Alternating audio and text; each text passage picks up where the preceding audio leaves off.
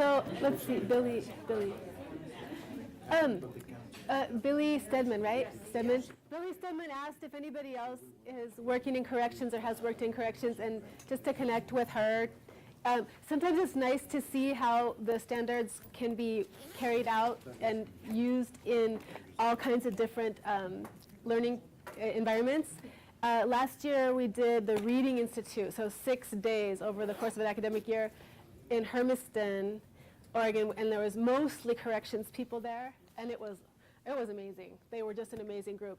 And it has been my experience doing this over the last few years is that usually the corrections people are just a few, 1 or 2 in a group, but last year it was almost all corrections. And so if anybody's worked in corrections, please touch base with Billy later on to work together. And do you have people where you are that that have done this kind of stuff? They did. I couldn't do it last year when first my group did. Okay. Well.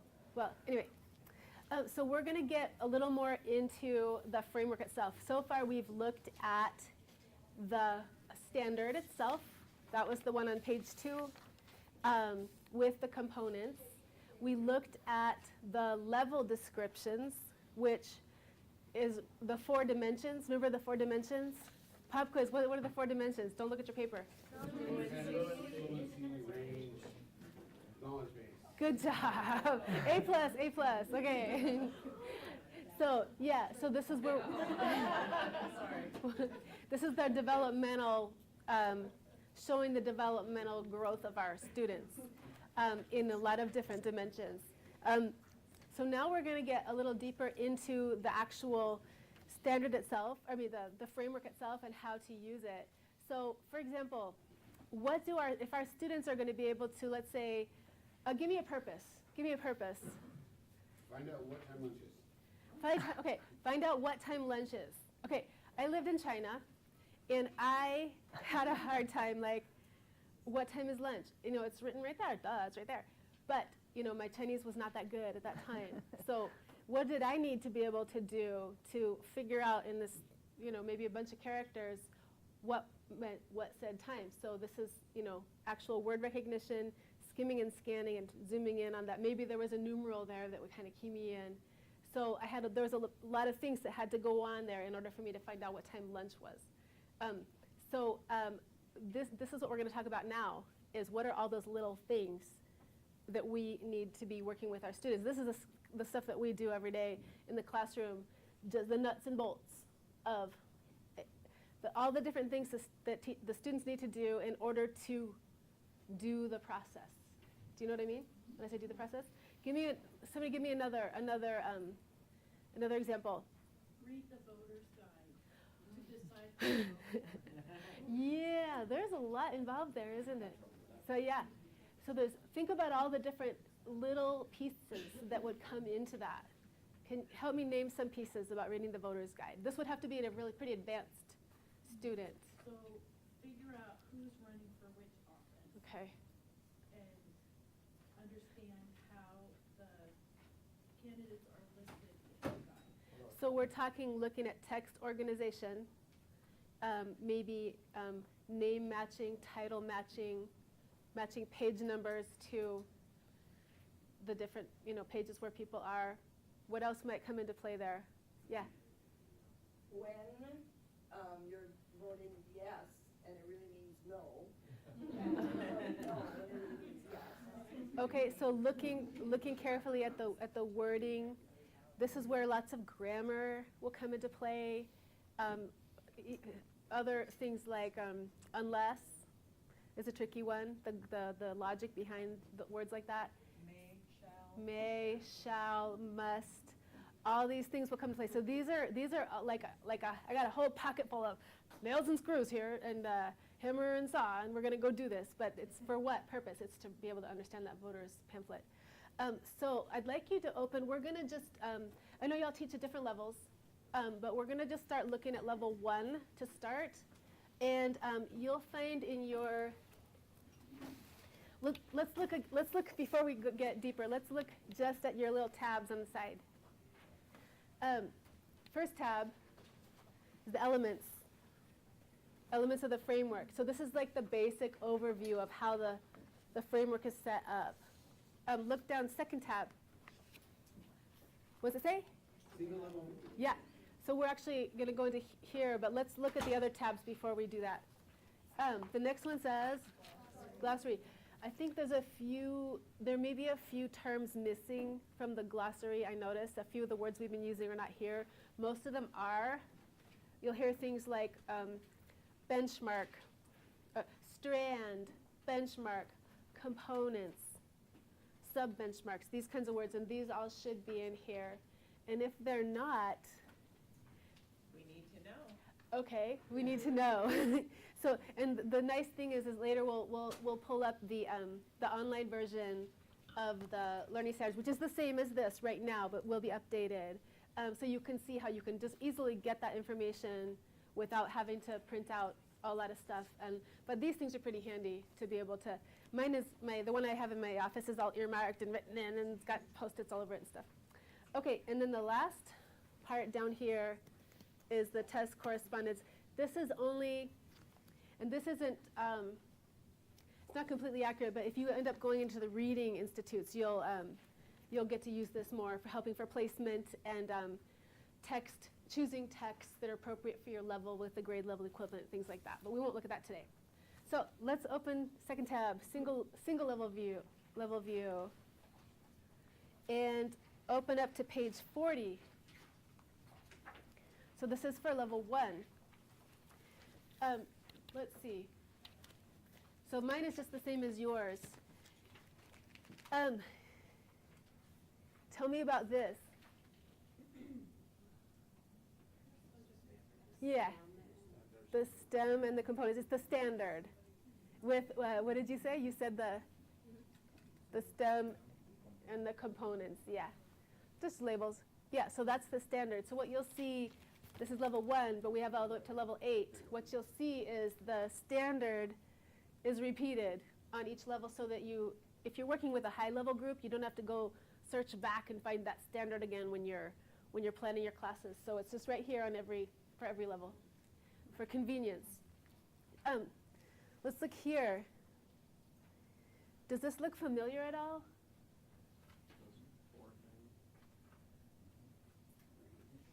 Pages 10 and 11. Yes! Another A plus over here.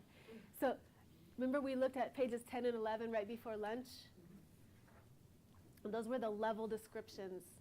So basically describing what a learner looks like when they're exiting a particular level. So when we looked at pages 10, 11, 12, 13, it was level, level, level. So all 8 levels were all on one spread. Here, they've taken that one column and formatted it just so you can see this one level. So you've got examples of independently being able to read these kinds of texts. And then here are some examples of like real life purpose kind of things that they can actually do at that level. So how are you feeling with the organization of this part? Good? Awesome. All right. Now we're going to move over. Here we're going into new territory. This is page 41. Oops. Oh. Okay. God. I should have done this part. Will you guys humor me and just let me do this part? Okay, with the red. Okay, and then with the blue. Adult learners exiting. Okay. Thank you. Oh. Okay, and nice. Okay. Thank you. All right. Now, you don't have to put that on tape. So okay, so these are the strands and the benchmark. So what we see here, reading with purpose, fluent reading, strategic reading, analytical and critical reading. These are called strands. So basically, all the different things you need to be able to do to read, to be a fluent reader, all the different parts that are involved, there's so much that goes on in our head. So teasing apart all that stuff and then trying to organize it in categories that kind of group together that kind of make sense. These are the groupings. So the strands are kind of like groupings of different kinds of skills. So reading with purpose. Ooh. Okay, so the things below, where it says reading regularly, determining purpose, those are called benchmarks. Okay? So this is where sometimes we start to lose some of our participants, but I don't think it's going to happen with you guys because we're good. Let's see. I guess I need to have somebody, if somebody could read, say I need 4 volunteers. We're going to focus in on the fluent reading section. I need 1 volunteer to, maybe 4, we're going to go like this. We're going to go tables. No, we always start, okay, tables 1, 2, 3, and 4. Sorry, guys. Maybe somebody from this table read the first one, second one, third one, fourth one. Okay, first one.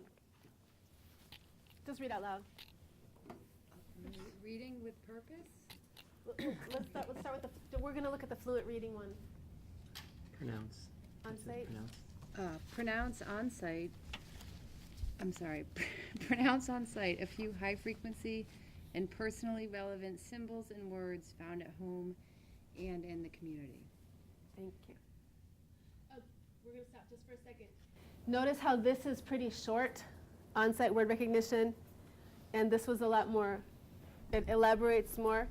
When we need to refer to it really quickly and just use kind of a label, it's going to be that on-site word recognition real fast. And then the longer explanation is this, or you can say R1, F1. Or R2D2. But R1, F1 isn't that meaningful unless you just say, oh, I was looking at R1, F1, you were looking at R1, F2, duh, you know, or you might be able to use this kind of language, but we don't normally use that language. It's an easy way to refer to something that's in the framework. So, okay, table 2, the second one. Recognize the sounds of English language and some one-to-one letter sound correspondences. Excellent. And so what's the label for that one? Word parts. Good. Table 3. Acquire and apply meanings of some very simple and common signs and symbols, and some words related to health, safety, and personal needs. Good. And short is Word meanings. word meanings. Good. And then what happened for the last one? We're not there yet. Oh. Yeah. So notice it begins at level 3. This is where that fluency starts to develop. So you'll see some of them don't come in until a little later on. You actually see this kind of strategy of the layout a lot. So some things are introduced a little later because it's a skill that is just develops later. Some things drop out because they're things they've already got, and it's assumed that they have everything from the lower levels. Okay, very good. Oh, before we go on, notice with the strategic reading, there's the prior knowledge, word level strategies. I think a lot of us are pretty good. We connect stuff with prior knowledge, everything that we're doing in class, but not always. And this is a really good way to create that continuum, that learner that's developing developmentally. The word level strategies are things that we often do in class where we're analyzing word parts, we're teaching students to recognize prefixes and suffixes and all this kind of stuff. And then more text comprehension strategies like marking and a lot of different strategies there. Then the analytical and critical reading, we might normally think of some of these things as stuff that happens when they're getting close to college transition stuff, but actually some of these things can happen a lot earlier on. It's part of the whole brain process. Yeah? Is that simplified list in Word Book? Is it? I know in the writing, okay, people wanted that, and it's in the writing. I left one writing on everybody's table, except for you, sorry, because there were only 4. Here, you guys can use mine. I think that was added because people had that same request. That was added to the writing. I don't know if it's going to be put. We can request that as part of the online version. Yeah. No reason why it can't be. Yeah. In fact, as you later will see that that list, the short list, is actually in the benchmarks, but it would be nice to have a little summary like that. So thank you for that feedback. Okay. So, yeah, strands and benchmarks. I gotta see where I am now. Okay. So we were just looking at the strands and the benchmarks. We already read that. All right. Now let's look at turn to the next page. What's wrong with this? Okay. Okay. Turn to the next page. This says page 40, but it's not.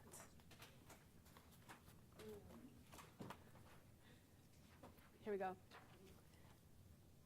That's weird. Okay. So we are on page 42. And what do you see at the top? Yeah, again. Why do you think it's repeated so much? Important words are repeated. Thank you. Very good. Yeah, just because whatever we're teaching, whether it's how to highlight keywords in a text or, whatever it is, it's keeping that whole process in mind for whatever we plan is really, really important. So it's just a reminder all the time. And not every single lesson, every single day is going to do this entire process, but over a unit, over a integrated unit, all of it should happen. Okay, so there's that. And here we have the strands. So there's that reading with purpose, the fluent reading, what we just saw on the previous page, right here. And then below, you'll see these are the little labels, the word parts, the word meaning. So right on the side. So you've got the short version and then the long version. We do need to add that page, I think. So am I losing you guys or is this making sense? Not sure. Okay. And again, these are the tools that the students need to do whatever they want to do with their reading.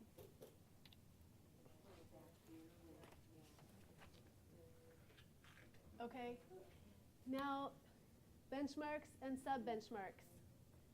The sub-benchmarks is where we get into that nitty-gritty.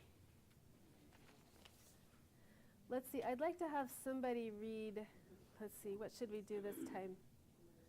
Let's just do that reading regularly. So I'm looking at R1P1. And I think since table 5 doesn't get much attention, I'm sorry. We'll start with Zara. Have Zara, Glenda, and Kevin. Zara, read A, B, and Z. Yeah. Read familiar store signs, product labels, and related ads.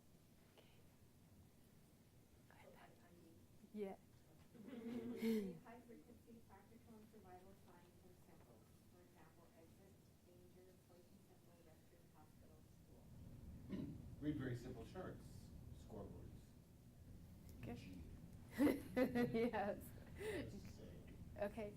So here we are. These are the real nuts and bolts of what we're working with students on. But again, it's all for the process of the standard itself. Okay? All right.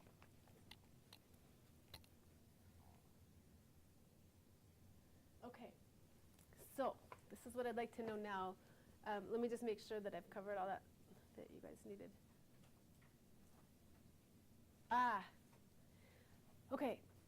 So if the purpose is, give me another purpose, another reading purpose. Check your email. Okay. If your purpose is to check your email, why? Just to check it? Sure. Some other reason. Or to send an email, because I actually have to practice that skill with my students. Practice send an email, what's that? Okay, see if a student has emailed you. Or maybe your student's waiting for an email from you, but they gotta read it.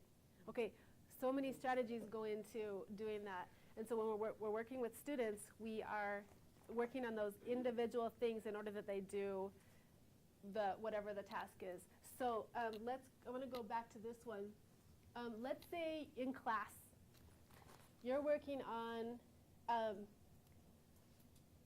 pronounce symbols and words on familiar signs. Let's say you come into class. Today we're going to work on pronouncing symbols and words on familiar signs. It's meaningful only if there's a purpose for it. So does that make sense? These sub-benchmarks, it's basically like all your tools and all the nuts and bolts and everything that you've got in your basement or garage or whatever, and what are you going to do with it, kind of thing. I think we're good. Okay. All right, so now I'd like you guys in your groups, what's on your mind after having looked through the framework? What piece of the Learning Standard Framework most draws your attention and why? And then you'll be reporting out on this. When I talk about what piece of the Learning Standard Framework, what pieces have we seen so far?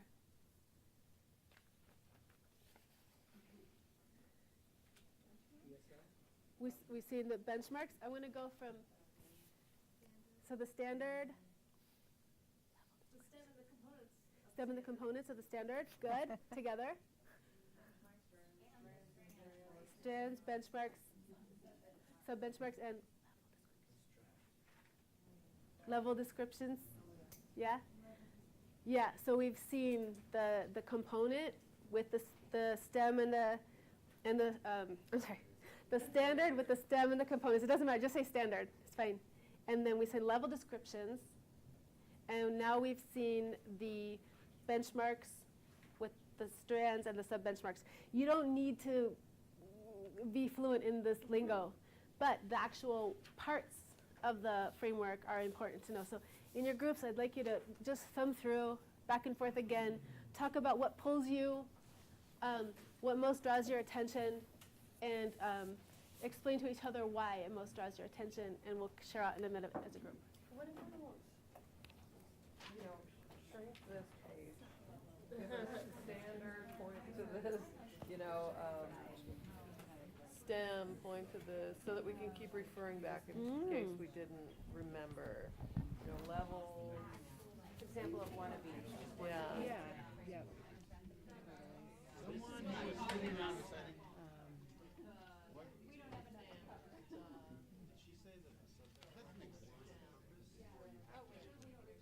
What about the benchmarks? Pretty.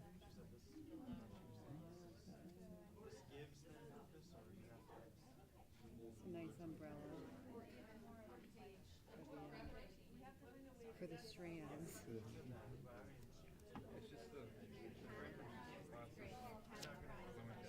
Yeah, breaking it down.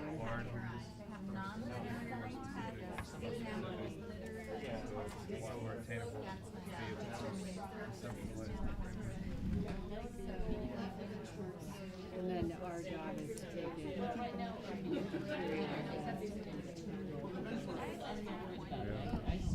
So eventually when you actually follow like one, you end up in the benchmark, and this will be the tools that you have to actually apply it or to cover within each benchmark, right? When you talk about applying prior knowledge, this will be what you could use to actually measure that or the tool. And this would work, I don't know, if the college level. I wonder if there are for grading paper versions. textbooks that are lined up with this. Does it modify the level? Good point. Yeah. Well, isn't that what you were saying, Yeah. kind of, that there are? Well, in Spanish, But there aren't, yes. Try them? there are not. There are not, yeah. There are? Are they lined up with this No, already? Or- there are not even, there's only like one subset of materials, basically the textbooks in Spanish, but there are no other materials. So, Okay, yeah. No, yeah. We're on. We think about math that way a lot, where it's like, you have all of these things you have to do in math, and you think about it, it's like, oh, I have to do that first, and then that second, and that third, but really, you can integrate activities so that you're covering several at once, and that's allowed, but it's, I don't know, it's hard to do. I think it's easy to enough. It's simple to say that we're doing a lot of this stuff already. Oh, yeah. This is just like describe how it's described, officially described Yes. what we're doing. And I sometimes tell my students that too. You already know how to do this. This is just the word that says what you are doing. You know, and so. So what about, and I'll have his questions, but would you say that one class is at one level, or each individual student is at their own level, and then you Gosh, I cater wish I to had that a- student? You know what I mean? I wish I had the luxury of having different leveled classes, but I don't. All my students are in one class.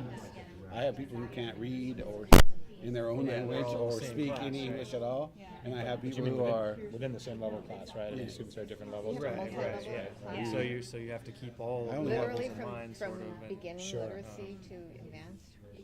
We don't have enough students Yeah. to divide them up. I have 10 or 12 on a good night, 5 or 6 on a not so good night.